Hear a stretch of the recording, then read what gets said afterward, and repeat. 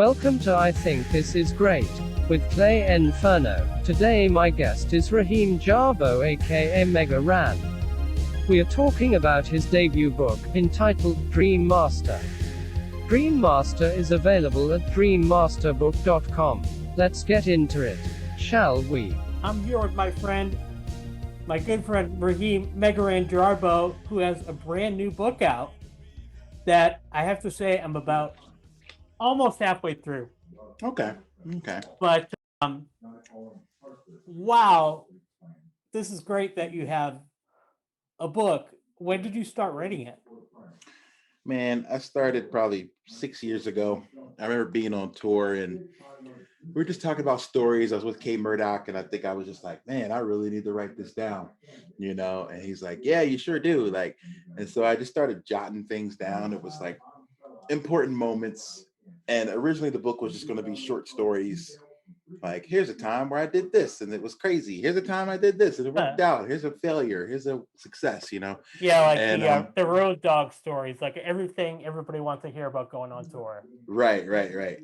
But there's a ton of those books and they're all really, really good. So I wanted to just tell my story. So I started then filling in the in-between time moments between those really big moments. And and then that's really what it was. I just was writing for 5-6 years. And I think that the pandemic really helped me to focus and finish it up, where I was just like, man, I got nothing but time. Like, what's the excuse now? So I just really forced myself to hunker down and write. So it was, it went from a paragraph a day to like a chapter a week. And I was like, I can get this done. Gave it to like 2 or 3 different editors to check out. Mm-hmm. And they were like, it's ready. But every time I looked at it, I wanted to write more. So I had to just stop. Book 2. Yeah, they kept telling me like, save it for book number 2. And I'm like, okay, good idea. So I got a lot more stories, but they're coming in book 2. Yeah, it's funny because I just read President Obama's book, and that's like the first term of his presidency, but his whole life leading up to that.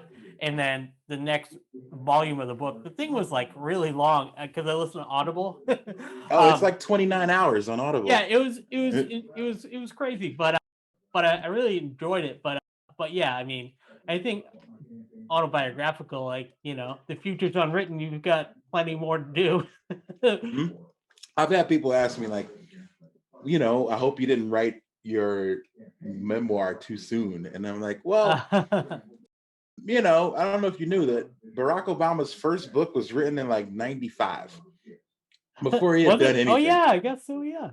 Yeah, before he'd done anything. I mean, it didn't come out till a few years later, but it was about his father, So you can write a memoir about certain sections of your life. And this ends at a really important moment for me, which is a recipient of the Guinness World Record in London, which was early 2018 is where the book stops.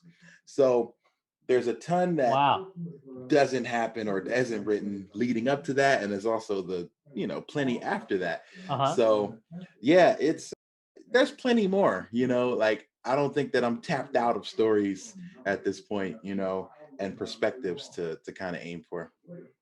Well, what's great about your book is you're my friend. Like we got introduced through the Primates, through James and Lydia Primate. Yes. They were like, my friend Raheem is like really wants to come and play some music in town, etc. And then after doing a bunch of shows with you, we like became to know each other, and I kind of know the framework for the book. Like I know about like you growing up in Philly and all that. And then because you're very honest with your fans and tell a lot of stories between your songs. Oh yeah. So all these stories have been told at least in pieces, like where a lot of people already know me.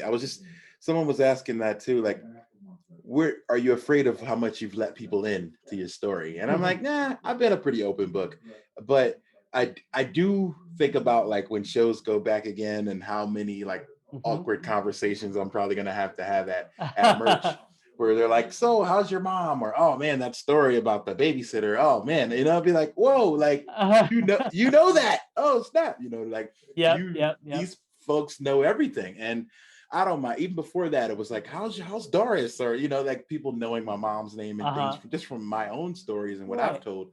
So I don't mind, I think that it's helped me a lot with as far as how I connect to people, like having similar stories is what I think what this whole Mega Ran is built on. It's like me thinking I was the only weird kid who loved Nintendo and hip hop, and folks telling me all over the world, like, you're not, so I don't mind, these stories being spread and then connecting me to more people. And it's great because like you're talking about all the basketball courts like in your hood that you used to go to, and like you had to keep like kind of switching them around. You had to go to various different ones, but like that was like that was also me like following the cool skate kids. I never skated, but like I went to skate with them and like hung out there and listened to boom boxes, and we listened to punk rock, and like that's how I started to develop the personality. And then and then like that's so cool. Even and then like even like it's so crazy like that, like the WuTang Clan was like so long ago to me because it seems like so fresh, like, and I listen to 36 Chambers like all the time now, but like I remember the first time I heard it, and like I was in high school and I was like, damn, this shit is amazing. Yeah. Like what, this is like nothing I've ever heard before in my life, Yeah, that was high school for me too. And like one kid came around the block with like a dubbed recording of the album or maybe a couple songs, and they would pass it around and we would dub the dub and just keep it going. Yeah. And it was so crazy. Like I was just talking about it with a friend in a Clubhouse chat room. We were talking about how like the stuff was so off kilter, the drums are not perfect. It wasn't shiny. It wasn't well polished and produced and perfectly on sequence and on beat. And that's what was so great about it, was like the fearlessness to be able to release music that was so dirty. It felt so grimy. Like it almost felt like we weren't supposed to have this, which made it, I think that was part of the cool factor of it. And that obviously like that shows like in your work, and you've been mentioning like RZA, and you were like looking at what he was doing, and you've like always produced your own stuff. I assume you produce a lot of your own stuff now, if not all of it. Half at this point. I know so many talented producers that I love to collaborate, and meeting K Murdoch and working with DN3 and others. I love to bring them in and be involved, but like I feel like as a producer, like we're all hands on with what we're creating. But yeah, like I like to concentrate on the looks, the aesthetic, the video, the lyrics. So it's so many things. So when it comes down to the beats, I'm like, all right, I'm able to trust a few guys where I'll give you a starting point and then they'll just build it into something great. Yeah. But you did it all like DIY when you first were writing rhymes and Radio Raheem. Yeah, I mean, we didn't have any other way, and it makes me think now, like how on the tape too, right? I mean, that's what that's how we did it. It's so sad to think like that if you weren't, in the 90s or maybe the 80s, if you were talented but you didn't know anyone in the music business, you had no chance to make it. Now with the internet, I can put it on SoundCloud, I can put it on Spotify myself, but like you could buy a beat. You could buy a beat and rap over it. Buy a beat, get get it done, and finish it from my house and put it into the world. Like in the 80s and 90s, you couldn't do that. So if you were good at making music and you didn't have the right connections, you just didn't succeed. And it's a shame to think, like, when I think back of like how many great musicians there probably were who just didn't have that connection or didn't live in New York or LA, weren't able to make that contact that blew them up, like it's crazy to think that. But yeah, I think I was really lucky to come up at the time of the internet and, to be able to put this music online and for it to reach people, not just fans, but then the people who, made these games like Capcom, so it was just really lucky that it happened at a really fortunate time. Well, I think even like when James introduced me to you, he said like he's sponsored by Capcom, and I was Yeah, like, wait, what are you talking about? Like that doesn't make any like sense. that's a Like, thing. and Like what is that? I was like, also like, isn't Capcom like NES? You know, like that was like like a long time ago. Like, Right, like this is a weird thing, but Capcom has survived the test of time, man. They have been making games since the 80s, and from Mega Man to Street Fighter, Resident Evil. There's a new Resident Evil coming out right now, so I still play Street Fighter, so these guys have been around forever, and they've been such a instrumental part of the video game like generations rising. And for them to hear my music and want to like look out for some no-name kid is nuts, like it doesn't even make sense. Like even when the guy said to me, we'd like to license you. And I'm like, is that a thing? Like I've never heard of it. And they were like, well, it wasn't really a thing. I feel like let's make it a thing. they wanted to make it a thing, between myself and the Proto Men, who you've worked with a ton, to, then acts like Drake and Lil Wayne wound up working with Capcom directly. So it's pretty insane to think. Yeah, and I remember similar to you, like I loved playing Nintendo, but pretty much like I have an arrested development with video games. I kind of stopped around then, and like when we get a PS5, I'm going to be buying Tetris for it. You know what I mean? Like Right.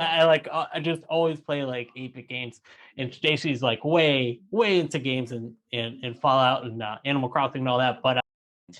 But yeah, like I remember, like I couldn't afford the $75 Mega Man game or 2 or 3, but I loved playing it, so we would always rent our games. We'd rent too, man. Blockbuster nights on Friday was that's how I played any of these games, because they were 50, 60, 70, $80, No way, And like we no just way your couldn't afford parents it. like So $3, $4, to rent was the move.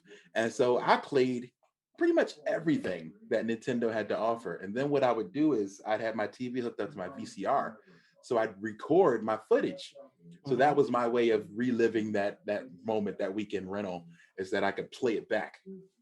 Oh, really? Oh, that's cool. Like Mm-hmm. you made Twitch before Twitch. I guess I was kind of streaming Twitch before it was a thing. Like, yeah, I was recording my footage, and then I could just have a tape of my DuckTales run, and then I'd play it back, and then there it was.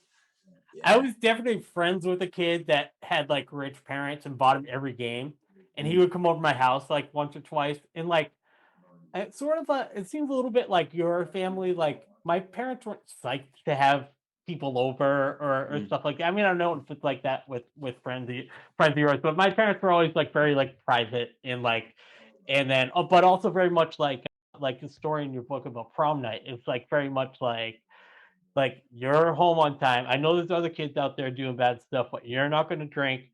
This is prom night. You're not going to become a statistic. That was my mom's like favorite thing to say. You know what I Okay. mean? Just like you're back before curfew and stuff. And yeah, I really identify with that story too, because it's not like I maybe kind of did want to go see what the other kids were getting into, like getting wild on prom night. Yeah. But I would never. I mean, you also talk about like I'm not saying like I don't think that either of us we're like about the same age, so Mhm. like I don't think either of us were like bad kids really.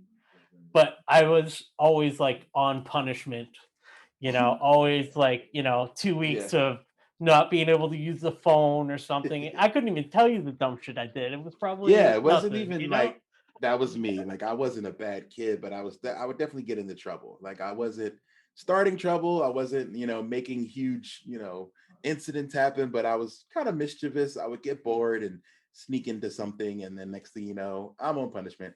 And my friends didn't even know why. They'd be like, "Man, bro, you're always on punishment. Like, what did you do?" And I'm like, so it wasn't even really worth it. Like, it wasn't like all of us snuck to the mall or anything really cool. It was just me not doing what I had to do around the house.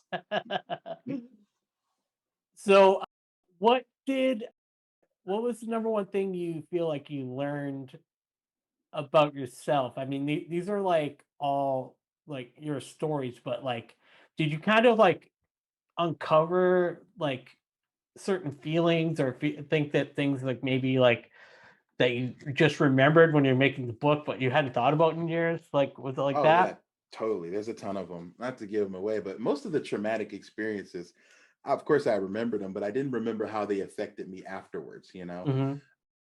I talk about weird stuff at the babysitter and how that maybe turned me into this like, just kind of a rude bad kid. And I didn't notice the connection until I Right.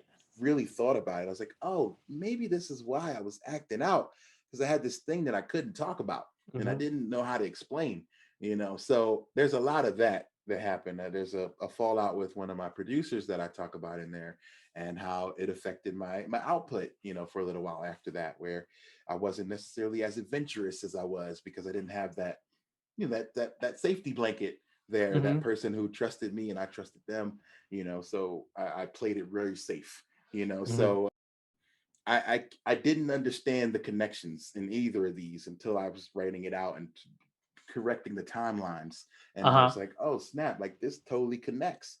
And so yeah, it was really an educational experience for myself, because I was like, I never even knew, and so yeah, it helped me to learn a lot about my own self and what I was going through. And you probably never worked like with an editor before. I mean, No. working with a producer is like a little similar with your art because they might be like change this line, Hmm. like not your cadence is off, or like this doesn't Hmm. exactly fit in this part of the song, like, or we need a bridge. Here's how you're gonna do it.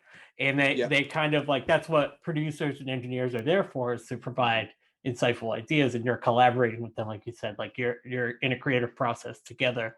But how I come from book publishing like from a long time ago, so like I know there's like you have multiple drafts, but also the Hmm. editor might be there to help you tell your story like overall, like as an arc.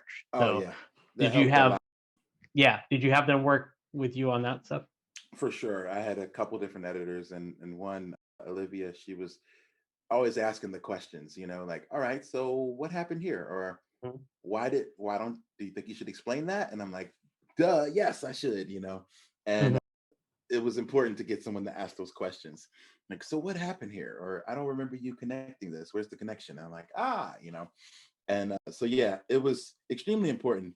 But yeah, like I hadn't really had that type of situation before. You know what? Well, producers have definitely helped me, along to try to bring the best product out.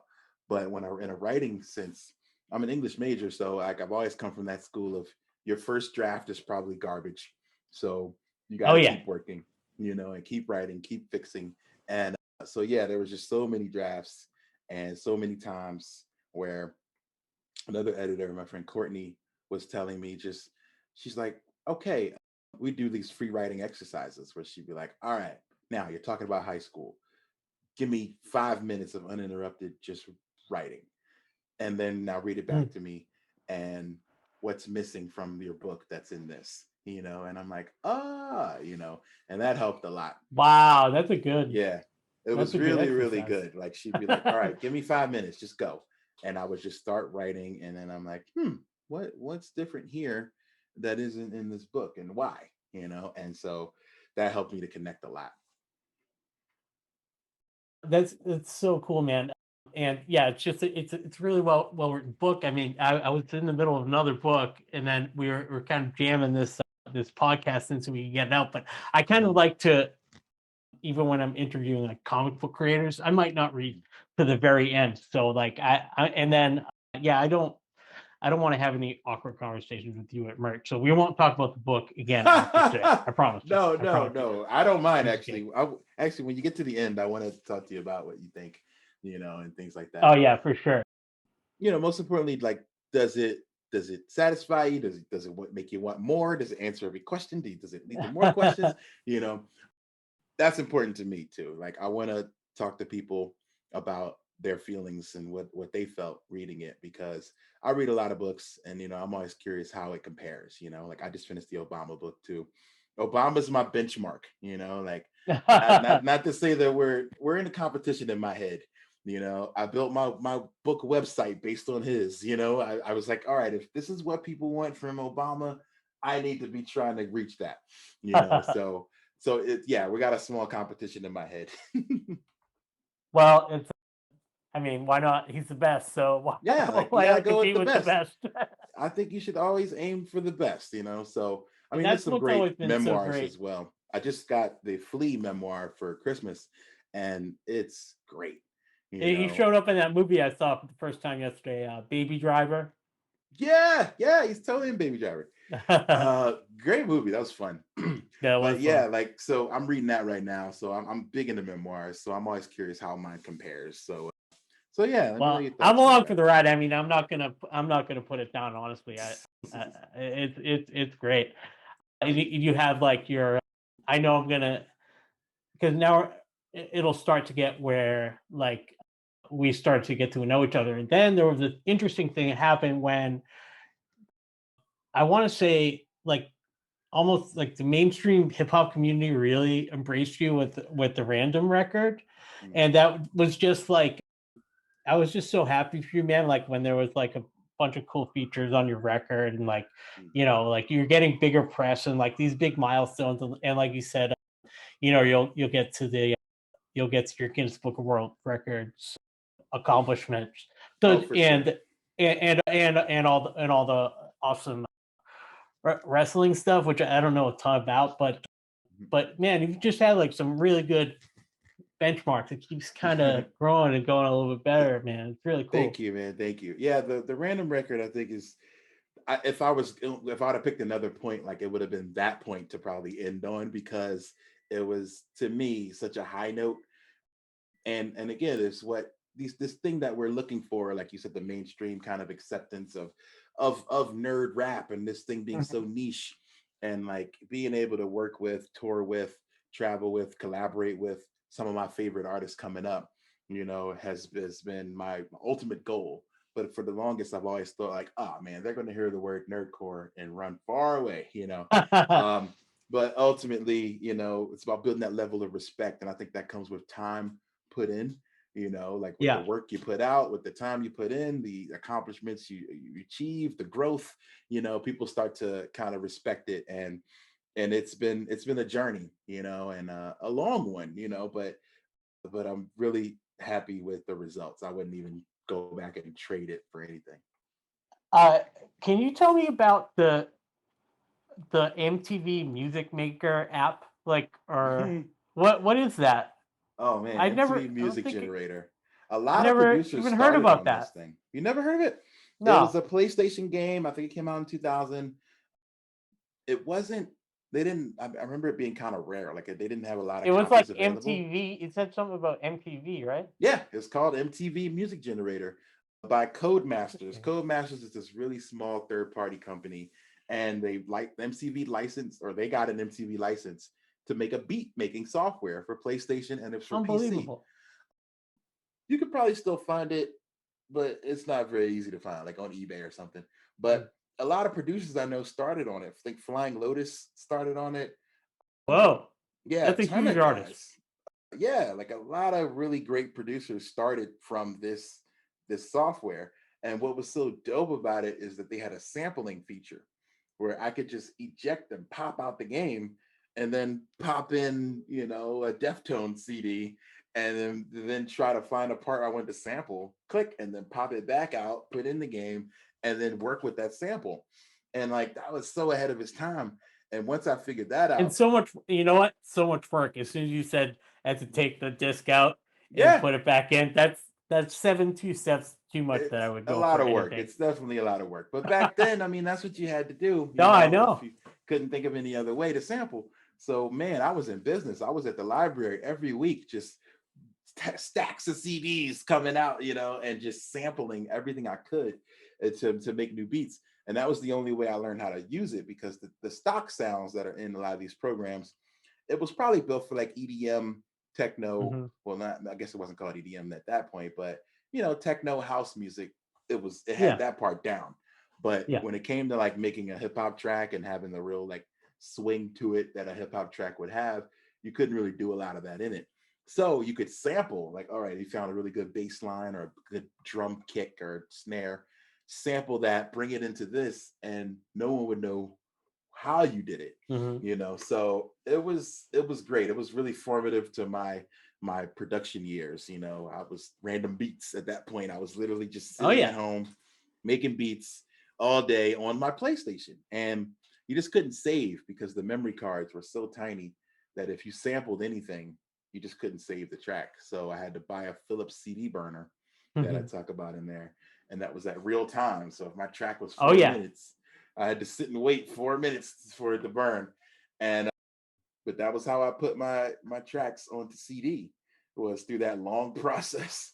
And but yeah, like, just, I think that's the story of hip hop. I think in any of Mm-hmm. these hip hop documentaries you see, it's someone picking up something that wasn't really meant for that thing and twisting it, tweaking it, freaking it a little bit, Yeah. and turning it into something different. And I was obsessed yeah. with that Hulu WuTang series they Oh had. yeah, I loved it. That was the best. And yeah, like the memory for anything like an NPC or whatever back then was like so little, but you could Oh yeah, really like do a working with lot this with it. 7 seconds of sample time at But that was most. like that was to tape too, so you could like do all that stuff and then Mm-hmm. put it on tape. Yeah. But also, I remember like similar to like these things. When I got to college, because I went to art school, I went to Mass College of Art. That's when I saw people doing interesting stuff with sound design, sound installations, and cool art stuff. But it was all about the Tascam 4-track, Oh and yes. it was all about recording your band The and 4 track. getting 8 tracks out of it on a the tiny little cassette tape that you would like, or you could flip it around and you could play the music backwards and do all sorts of stuff. That And was I never so got cool. like so into it, but I definitely recorded like a lot of spoken word, poetry, and like tried to sample like weird records that I got from the library of like, kind of like early Beastie Boys stuff where they would just have like an old 50s narrator saying like, isn't it interesting about cheese or whatever. You know what I mean? And then I would like record it like on my regular record player into the Tascam and like try to do something with it. I was terrible at like doing anything like rhythmic with it, but it was just so fun to experiment back then. And that was what you need. And then hopefully, I think kids nowadays, like, I hope they get that same sort of feeling of excitement when they are able to like open up Final Cut or like Audacity for free or like something like that. Like, I hope kids like appreciate or they just get as excited as we did, like just playing around with stuff, because you can do so many things now. Oh yeah, for sure. I had so much fun with the Tascam.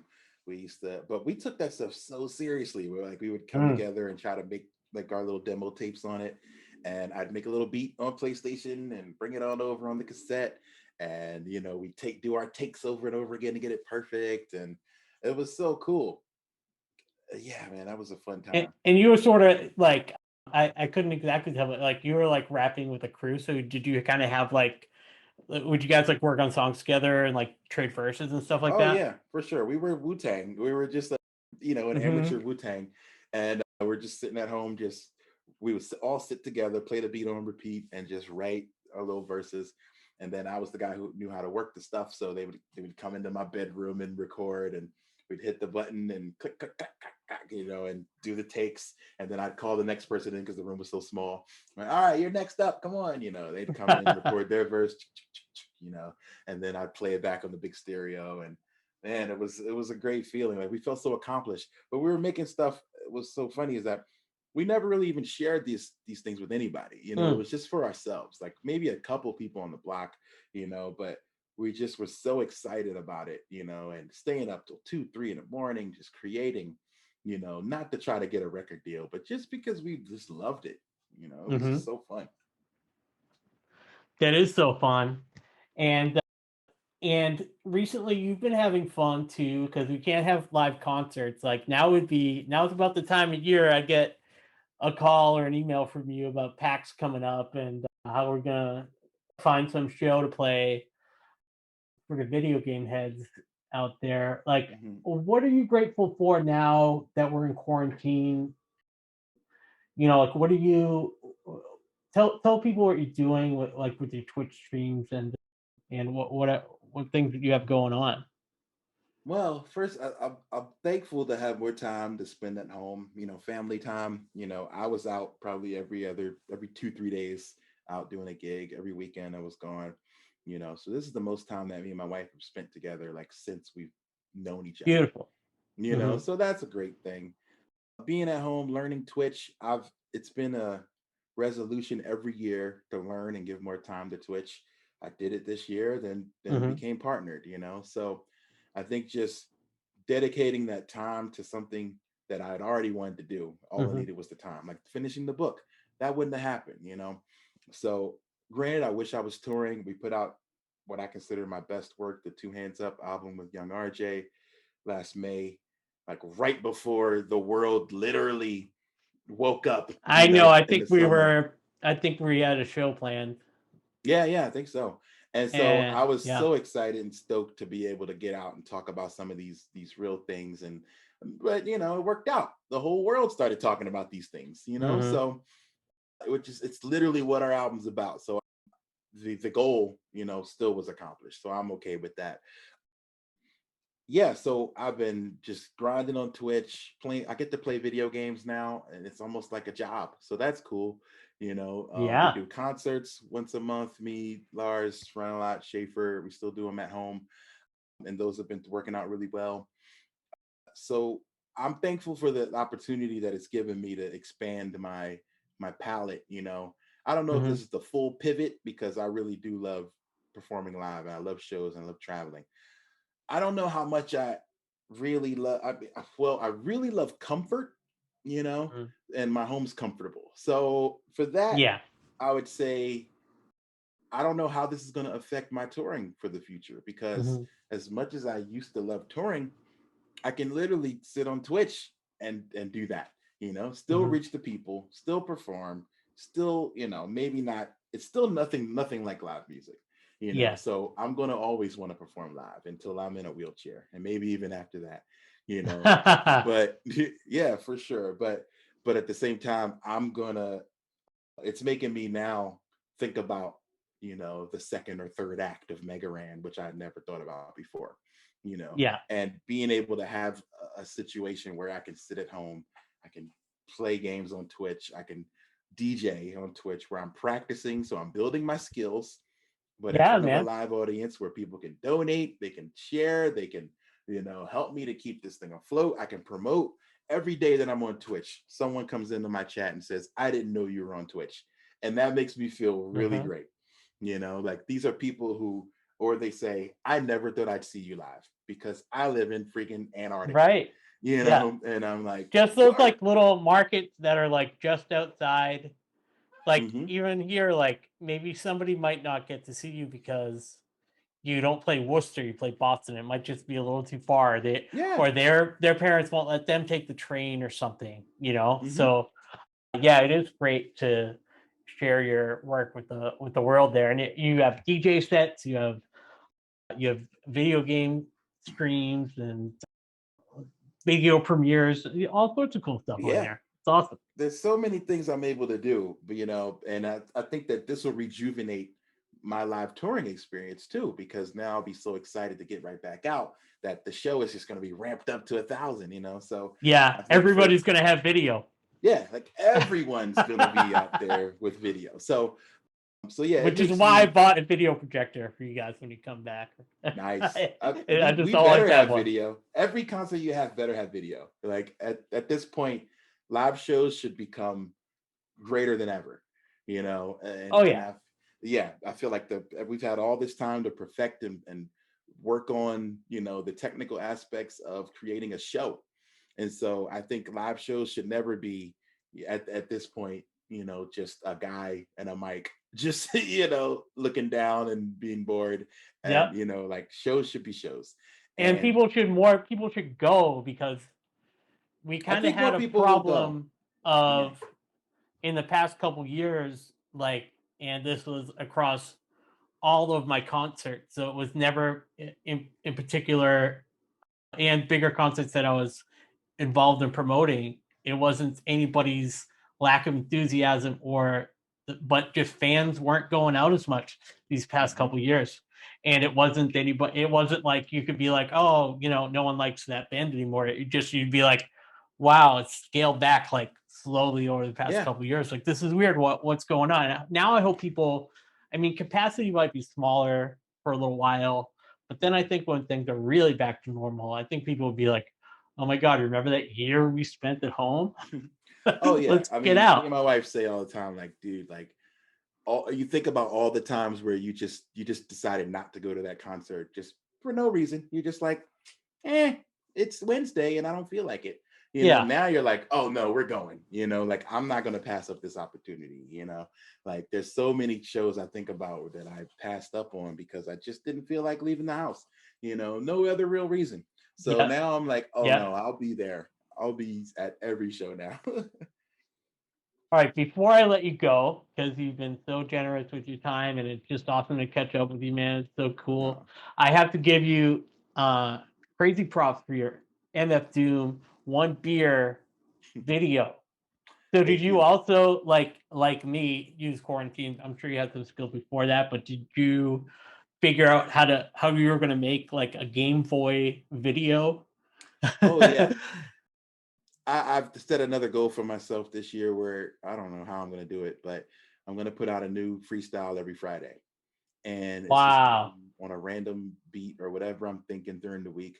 And so you kind of, if you tune in, if you're watching either my Twitch or you're hanging out, you'll either see how these are made or you'll see the inspiration. So the week before that was this game called Power Blade, which all happened because I was at a retro store and saw the game for $90 and was like, why is this game worth $90?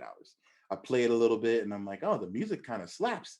So then we sample the music and make a freestyle. So this week, MF Doom, one of my favorites, I was like, I got to do something for Doom.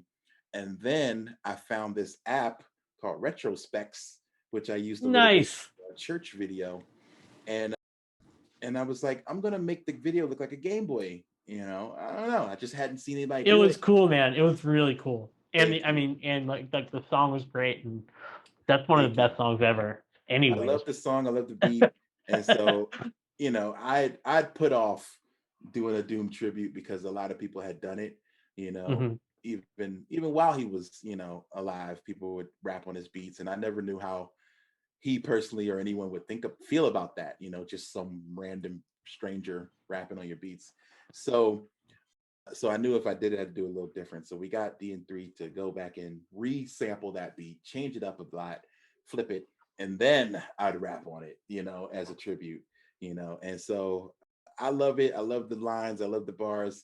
I don't know how I'm going to keep this up every week, but I'm going to try my best. And it'll be sort of a time capsule of 2021, like. I know some of the other guys do that too, like Lars and Schaffer.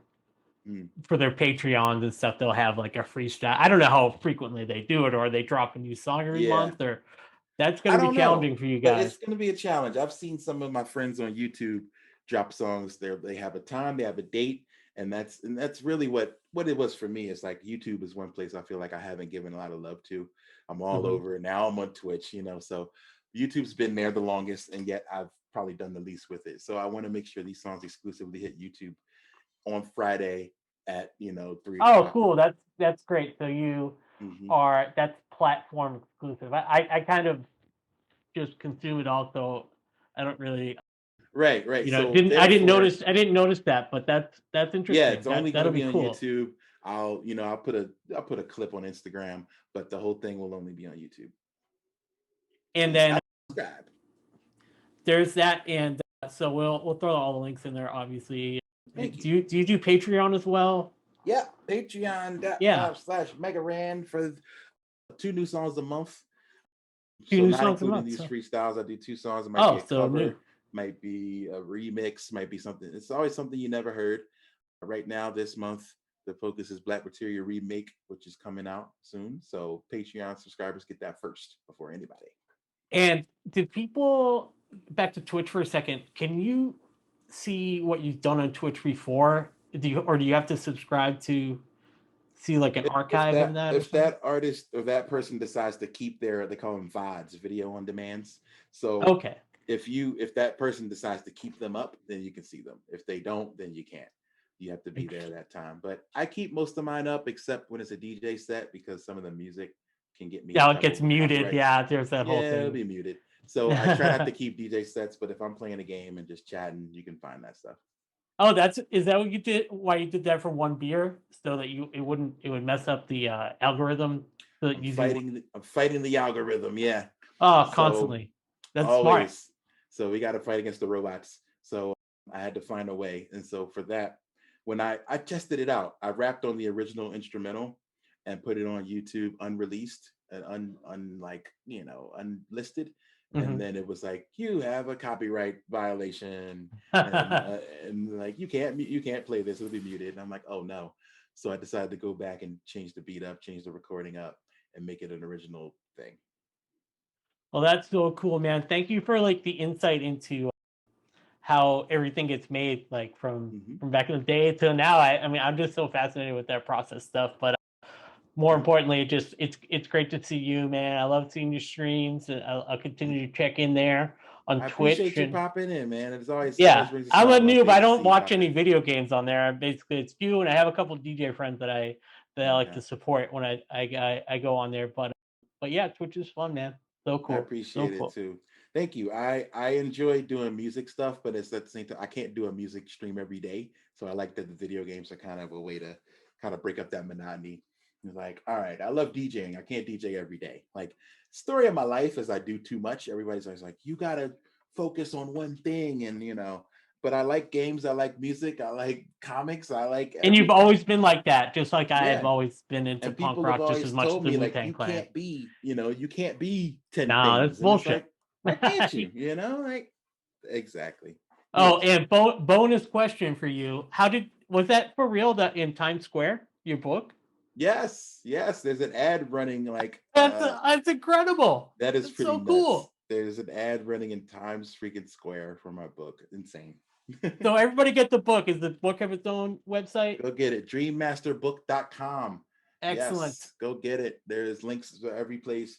Amazon is the fastest, but it gives me the lowest. Mine came real quick. But yeah, you'll get it in less than a week, and you can get started. And then maybe I think in March we're going to do an audiobook with some bonus like flavor inside of there. That's awesome. Thank you so much for spending some Sunday with me, man. I really appreciate it. And I want everybody to go out and support Mega Ran and support the other guys on the Nerdcore tour. That's frontalot and MC Lars and Schaffer and Alex, all our friends. Yes. And then we'll come back, and we're gonna have a big old party when you're back in town, man. Absolutely. I can't wait to get back to Boston. All right, man. Thank you so much. I'll talk to you later. All right. That's everybody.